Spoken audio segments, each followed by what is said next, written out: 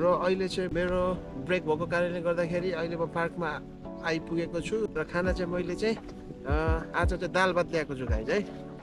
अब यो मेरो चाहिँ ब्यागभित्र पनि अर्को ब्याग छ है। अलिकति जाडो लागिरहेछ, त्यही पनि घाम लागेको कारणले गर्दाखेरि न्यानो फिल भइरहेछ है। अब यहाँ चाहिँ आज चाहिँ भात ल्याएको छु मैले।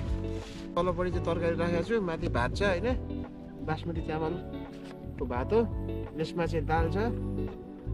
आज चाहिँ अब घाममा मजाले दाल भात चाहिँ बसेर खाइन्छ। अब जापानमा चाहिँ आज वर्किङ भिजा, अब कुनै कम्पनीमा काम गर्ने नेपाली र अभियसली विद्यार्थी भिजामा जुन जापानमा आउने विद्यार्थी भाइ बहिनीहरूको चाहिँ जुन लाइफस्टाइल चाहिँ फरकै हुन्छ होइन। अब हामीहरू भनेको चाहिँ नर्मल्ली अब 8 घन्टाको ड्युटी हुन्छ। अब कहिले काहीँ कामको लोड बढी भएको बेला ओभरटाइम गर्नुपर्ने हुन्छ होइन। अब स्टुडेन्ट लाइफमा चाहिँ अब पढाइ पनि सँगसँगै लानु पऱ्यो, अब पार्ट टाइम जब पनि सँगसँगै लानु पऱ्यो, किनभने जापान महँगो छ, सोचे जस्तो छैन होइन। स्ट्रगल गर्नुपर्छ। अब मैले पनि सुरुको दिन चाहिँ स्टुडेन्ट भिजामै म जापानमा प्रवेश गरेको हो। अब यसरी नै अब स्टुडेन्टमा आउने भाइ बहिनीहरू है, अब तपाईँहरू चाहिँ यसरी नै टिफिन बट्टा बोक्ने, काममा जाने, पढ्न जाने होइन। अब फ्युचरको लागि चाहिँ स्ट्रगल गर्ने जापानमा, पैसा बुट्टा फल्दैन है।